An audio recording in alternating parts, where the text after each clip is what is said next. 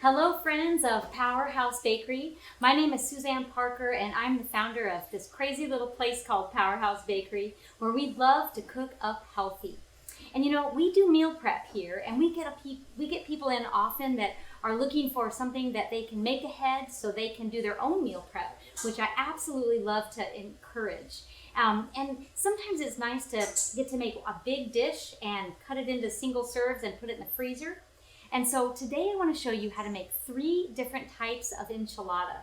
We do get more and more people now that are looking for dairy-free. They're looking for maybe just having a healthier version of an enchilada, maybe even taking out all the meat altogether. And so I'm going to show you 3 different versions. We're going to do one with meat, so a chicken enchilada. And we're also going to do one with dairy-free cheeses, and then one that's going to have even more interesting mixtures of some relish that corn, which is a great little salsa that I get from H-E-B. And really what I'm going to show you is how to create the base ingredients so that everything is going to be easy to assemble. So you could in fact do 3 different enchiladas, put them in the freezer, and pull them out whenever you're ready to have each different variety. So let's get started. The first thing I want to share with you is that it's all about the sauces. So what I have here is some tomatillos that I just roasted, about 425, so pretty hot oven for about 12 minutes. And it turns out to be this beautiful, creamy mixture. I just blenderized it here in this food processor, and it just is lovely. You know, when you buy tomatillo sauce, there's oftentimes lots of other ingredients. Salt and sugar, not to mention other additives. What I love about this product is it's just tomatillo. And then as we want to, we can add in other flavors. So having this beautiful, just pure tomatillo is so nice. Oftentimes I will add in a little bit of Himalayan salt. So I'm going to add in a few little grains here as I'm preparing just the base sauce, because as I go through and build my enchiladas, I can always add more flavor also. And then another real traditional flavor that I love for all of my enchiladas is some good cumin. So I'm going to add about a half a teaspoon, again, because I'm just doing a base flavor with the first round of spices. And then as I build, I'm going to be adding a little bit more. And so it becomes a wonderful base sauce. And honestly, you could have this in the fridge and use it to top tortillas, the flat shell tortillas that I love. They're baked, almost no calories and no fat at all. You could top fish. There's all kinds of great ways you can add really great flavor to this whole mixture. And so the next one is my sofrito. Now this one, all I used was fire roasted diced tomatoes. Let me show you the can. I've got 2 different options that are both lovely. This is fire roasted diced tomatoes. It's a really good product. I'm so excited that H-E-B started putting it in a larger can because we use this a lot. It's fabulous. Another one that I also really like is the Muir Glen. This one is probably a little higher grade. It's all organic, but it's still a really excellent product. I don't know that you could tell a big difference in the flavor, but sometimes I just love the option of having this one because it does have a little different flavor. But nonetheless, having this beautiful diced tomato as a base for my sauce is really going to ump the quality flavor of my enchiladas. And I always have to add in a little bit of fresh also. Now sometimes I will cook down Roma tomatoes and use that as my base, but there's nothing wrong with doing canned. Here at Powerhouse Bakery, I do love to use the fresh Romas because really once you cook down Romas, they're so versatile. And so you can use them for soup, or you can use them for adding extra tomato base to Italian sauces like spaghetti sauce and our keto lodo lasagna. But this is just a wonderful blend. It gives you nice texture and flavor. I added in a little bit of chopped cilantro as well. And so those 2 sauces are really valuable to get things started in our wonderful building of the enchilada. Let me show you the next phase. On this plate, I've got some beautiful roast chicken. And so again, at Powerhouse Bakery, we do chicken thighs, organic, air chilled is my absolute favorite to purchase. But you can get with skin on or skin off. the bottom line is the dark meat is such a wonderful texture. It's very moist.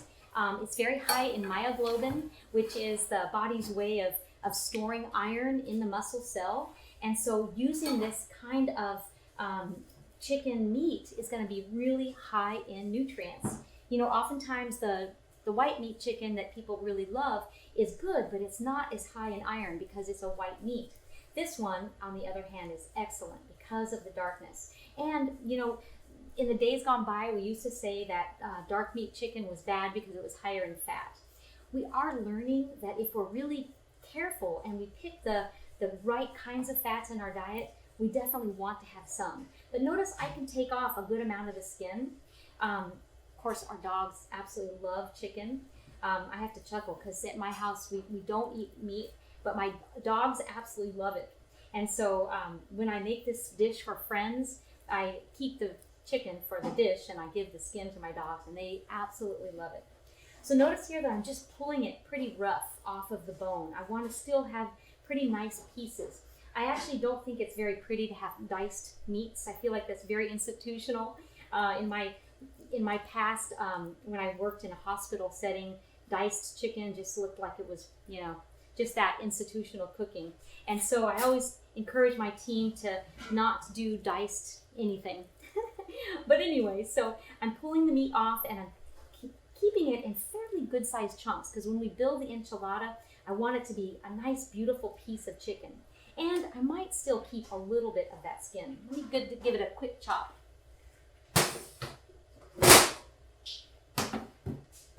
So when I get these nice big pieces, I'm just going to line them up and just do a rough chop through it. Again, I don't want it to be too small, but we also don't want a big piece that's hard to handle when you get it on your fork. So just a rough chop, and I'm going with the grain so that, again, it doesn't look like it's really been chopped too much. So see, that looks really beautiful. And I could certainly put in some of this skin, because that's really where a lot of the flavor is. I added some organic garlic and a little bit of cilantro, and of course, one of my very favorite spices is paprika. So I added that in there too. So yeah, this looks beautiful. I'm just going to do a couple more, and I just roasted this. At home, you could certainly cook it the day before, and you know, it's something that could sit in your refrigerator.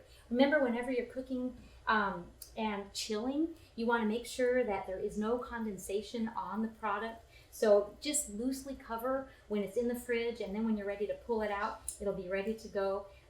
You just don't want extra moisture on the product, because that's when extra bugs grow. And so anytime there's water around a protein, there's extra risk of bacteria. So now I've got my chicken all ready, and now I've got these beautiful poblanos. This is going to go in our dish that is dairy free, and I just love adding poblanos. I'm going to cut them on the diagonal. Again, I never want traditional institutional cuts, so I love to keep them kind of rough. And notice I let some of them get a little dark. I just think that color is so pretty. And so I'm going to chop those and have them all ready for my assembly.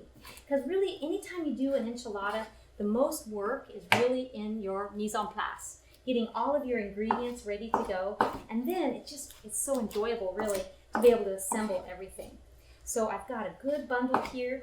Now, the recipe that I'm sharing with you, I'm giving you exact amounts, but just know the amounts can actually vary. I mean, depending on the size of your casserole dish, or depending on how thick you want your enchilada.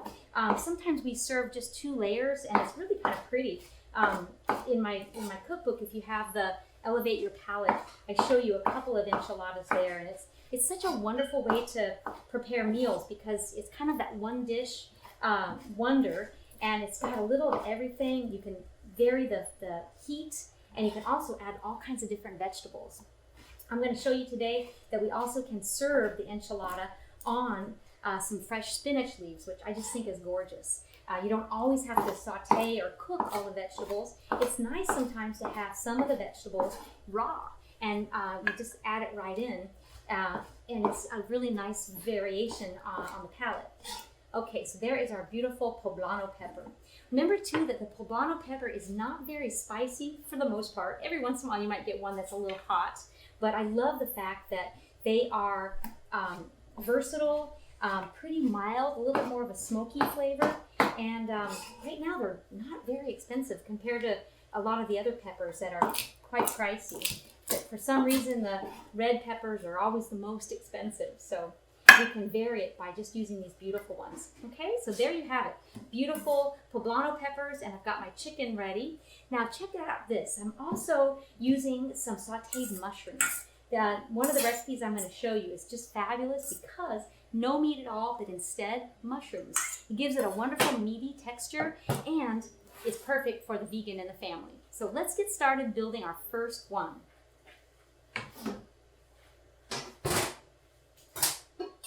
So we're going to start with, this is about a 9 by 13. It does say that in there, but sometimes the edges, the way they're shaped, sometimes it varies a little bit how well you can stack. But I really like this one. I think it's an excellent size.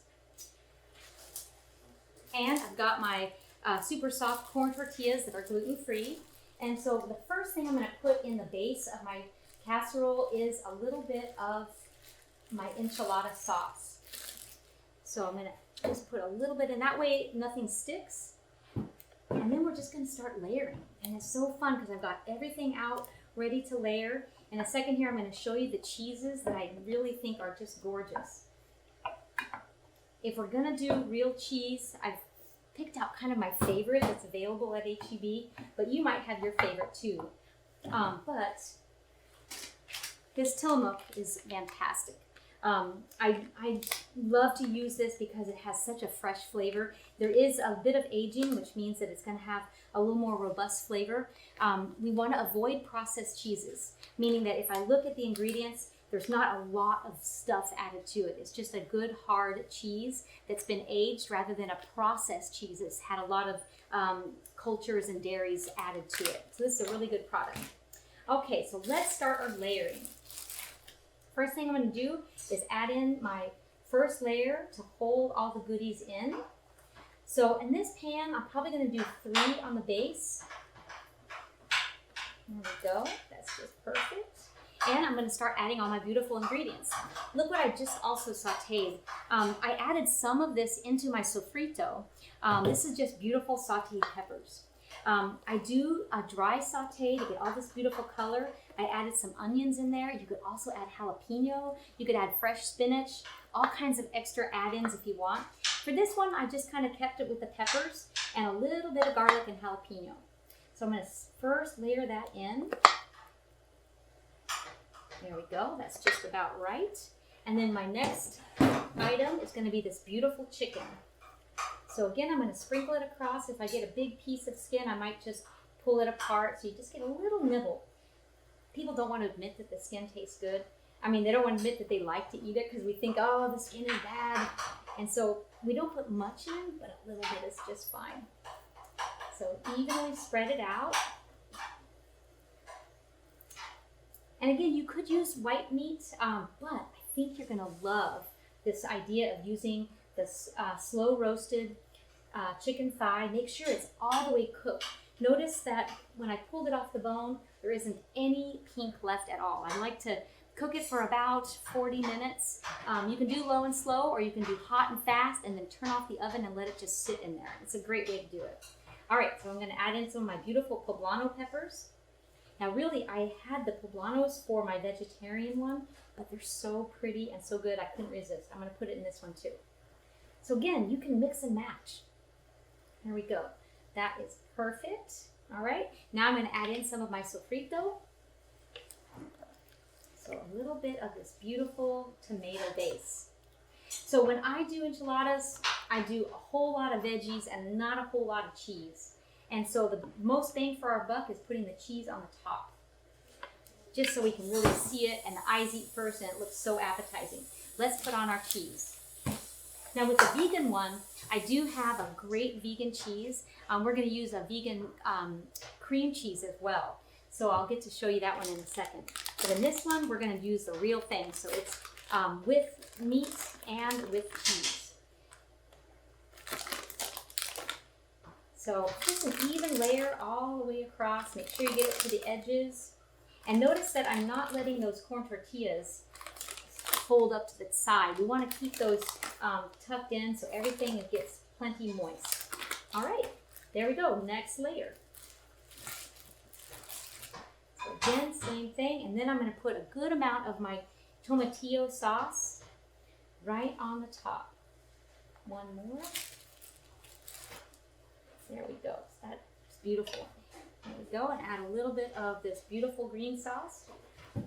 You know, we've been talking a lot about the Mediterranean eating style, and I think what makes it so powerful is that they eat foods close to the earth. And so just roasting up some tomatillos and boiling some tomatoes and taking the skin off, that's pretty easy to do, and it's so healthy for you. There we go. So notice I got a pretty good amount. We don't want the enchilada to be dry, so I'm pretty generous with the amount of sauce, at least in the center one. Okay, now we're just going to repeat. So I'm going to put a little more chicken in. There we go. Beautiful. Now we have at Powerhouse Bakery also made an enchilada with pork. So you could do a lean pork, or you could do a slow roasted barbecue pork. And we've even lowered the carbs by replacing the corn tortillas with, drum roll please, cabbage. And it tastes really good. So it's just an interesting way to separate out those layers instead of adding the carbs. But please know that the carbohydrate level in the corn tortillas are pretty low. So I don't want you to deselect a meal like an enchilada because you feel like it might have too many carbs. It's really all in how you layer it. The carbs are in fact really good for us because a lot of where we're getting the carbs from are, you guessed it, the veggies. So that looks absolutely gorgeous. I'm going to put one more layer and we are ready for our cheese. Here's a little bit more of the peppers. There we go. And here, again, you could add in a little extra jalapeno if you wanted to. Here's my sofrito. So beautiful. Also, I add Chicken Tango, which is one of my favorite spices that we make here. And so it adds a little bit of chipotle, a little bit of smoked paprika in with the sauces. And so really bolstering the flavor at that level is so smart because you really get a lot of great flavors going on. All right, here comes the rest of my cheese. I'm probably going to open up one more. I think I give you in the recipe 2 cups, which is 1 bag. So you can keep with 1 bag, or you can just finish it off with a little bit extra. Sometimes I'll add a 3rd type of cheese, sharp cheddar, and then the Monterey Jack, and it just makes it really pretty. And then at the very end, we can add in some beautiful cilantro and parsley, just to give it a little bit of color at the end. There we have it. That is a beautiful chicken enchilada. Again, we use the organic, air-chilled chicken thighs, and I pre-roasted them, and then I just put them all together. Isn't that so lovely? I could do one more layer, but I kind of like the way it looks where all those goodies are exposed. I'm going to pop it in the oven. Okay, we are ready for our vegetarian enchilada. So it's going to be very similar to the first one I did. Again, all in the sauces. If you wanted to buy a pre-made sauce, I'm going to show you how to do that in the next one. But with this one, I'm going to still use this beautiful homemade sauce. I used 2.5 pounds of tomatillo, and you can get plenty of enchilada out of 2.5 pounds. So there we go, easy spread, and start my first layer. I've even made a breakfast enchilada before. You guessed it, I put eggs in there and some fresh spinach and then all the peppers, and it's so easy because this was actually for a bridal shower, and people were coming in and eating a little as they go, and it's so nice because you've got everything ready. It's very fun. Okay, so now in the vegetarian one, we are going to put in the same thing, the peppers, the poblanos, and this is where it's really important to have plenty of great flavor. And this is where we're going to see the mushrooms come into play. So the mushrooms are going to be kind of like the meat replacement. So here we go, adding in, and I did a little bit of garlic when I sauteed these. I did not add any oil. You don't really need it. I mean, look how pretty they are. You want to keep their shape. You want them to still have good meatiness. And if you overcook them, they tend to get soggy and sweat out a lot of the moisture. mushrooms are truly just a lot of water anyway. Okay, so there we go. Beautiful layer. There we go. And here comes the cheese. So this one we're still going to use the regular cheese, but it's no meat. And then the next one will be all vegan. You know, people love this one at Powerhouse Bakery because it's just, we don't get very many veggie choices. And so this is a really fun one. Yeah, I think that's probably enough. Okay, let's go ahead and go to our sofrito. And remember that in the sofrito, I did some fresh tomatoes. So it's a blend of the cooked down, whether you start with aromas or you cheat and use a canned. And then we've got plenty of great flavor and just that element of freshness with those fresh chopped aromas. There we go. All right, let's put our next layer in. So again, 3 across, depending on what size of casserole pan you have, you could certainly do 2 across. At home, I actually use the little mini corn tortillas, and that works really well too. All right, 1 more layer of mushrooms. And on the very final layer, I'm going to put black beans. And it just melts into the cheese, and oh my gosh, it looks so delicious. The black beans are just a great element, just heartiness. Here is our poblanos. And 1 more of our beautiful peppers. I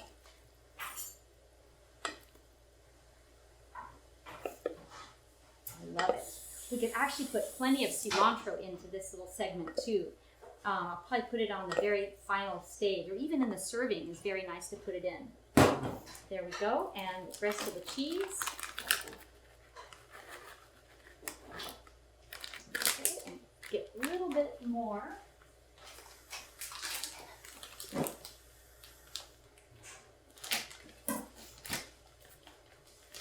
The Tillamook has 4 different varieties, and so like I said, sometimes I'll just get the Monterey Jack and layer those colors, and it looks absolutely gorgeous.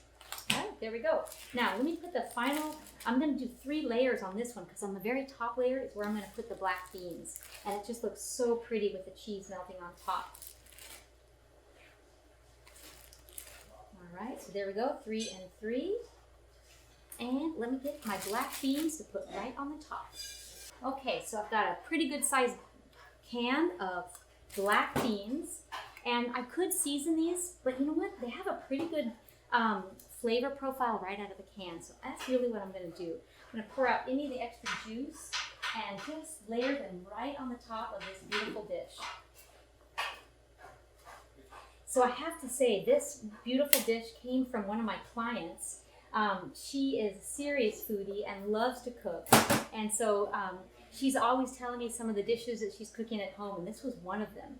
And I probably am executing it a little different, which is not unusual when you get a recipe from someone and you haven't seen them do it, but this turned out so pretty. So there we go. I'm going to finish off the last little bit of cheese, and this is going to melt in and be so gorgeous. There we go. So this is a meatless vegetarian enchilada.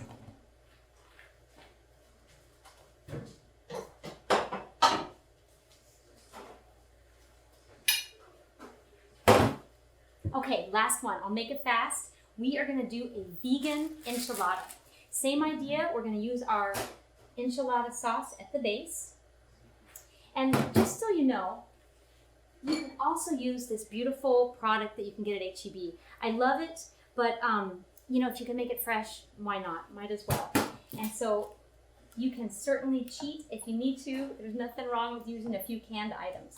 Same idea, I'm going to layer the tortillas, and this one I'm going to do a little different variation.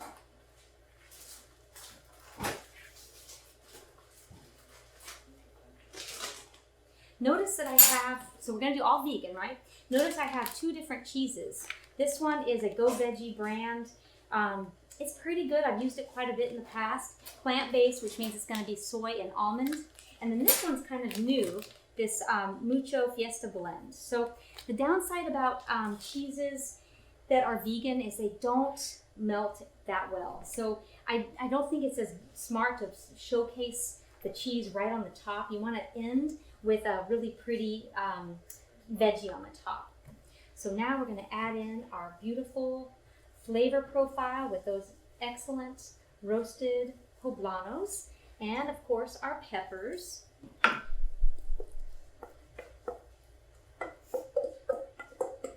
Ended that beautifully.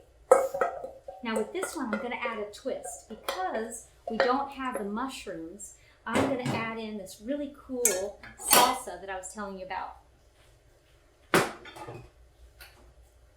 So the relish that corn is really great. One of my favorite things about it is it has some whole coriander seeds. So it adds just a wonderful zing flavor. It's zingy, it's fresh, and it just adds so much element of interest and intrigue.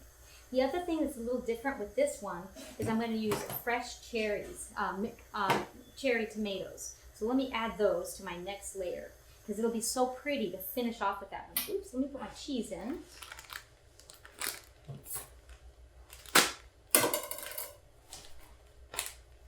So you can kind of see how they sprinkle differently too. This one is a little bit more powdery, but it's still pretty darn good. If you have to go vegan, I think these both brands are excellent. And then with this recipe, we are using the refried beans instead of the whole black beans, and so it just adds a great creaminess to the layers. There we go. And it's okay, notice I'm doing little clumps, and it's really nice because it's just going to melt in, and instead of trying to spread it, these little clumps are just perfect. It makes it look really natural. And then I'm going to top it with my sofrito. So your kids could help you with this. It's such an easy way to just assemble these beautiful ingredients, and you have so much to work with. Pop it in the freezer, and oh my gosh, you've got meals for the entire month. And here's my last layer. And I'm going to put the cherry tomatoes on the very top, and of course my final layer of this beautiful tomatillo. So if you're in a pinch and you don't want to do the roasting, don't forget you can use the hatch chili sauce, the green sauce. Just be sure some of them are going to contain gluten, so you just want to be aware of that and make sure that if you can't use gluten, you want to make sure that you pick out the one that is the hatch brand because it does not have any. And a little bit more of this sauce. And wait till you see what I'm putting up next. Now we're putting in the vegan cream cheese. This is what is so interesting about this recipe. We're going to put little dollops in, and it just makes it extra creamy and luscious. Little dollops, just like I did with the refried beans. I'm just putting little clumps in. The specialty enchilada that we do here at Powerhouse Bakery, we use our PHB cheese, which has a little goat cheese in it, and oh my gosh, we love that one too. All right, there it is. And now I'm going to put my layers on, and let's see, I want to show you this cheese. It is the one that has the Mexican blend. So you can kind of see the difference. See, it's not nearly as crumbly, and so they're going to still melt fairly well, but this one I think has a prettier look. And so you can kind of decide for yourself which one you end up liking better. And here we go. So on the very top, I'm going to finish off with the cherry tomatoes, a little bit of red onion to give a little zing. And these are all going in the oven. If you want to come by and visit me, I would love to give you a sample. You know, if you're enjoying the videos that we do here, I would love to get a thumbs up or maybe even an email to let me know what you're learning and what you'd like to see more of, because we're doing these to really celebrate health, and it's so exciting to kind of hear what you guys are thinking and what your preferences are when we're doing these videos. I'd love to know what you're cooking at home and what ideas you'd like to have to make your cooking more fun and maybe even more adventurous. So again, this is a vegan enchilada. I used vegan cream cheese and some vegan cheese. I've got loads of veggies, tomatillo, my sofrito, and all kinds of these beautiful beans. The first one I used bush beans, which is just basically a black bean, whole bean, and then this one, I've got the refried black beans. Beautiful dish. It's going in the oven. Thank you so much for joining me, and I hope to see you at Powerhouse Bakery.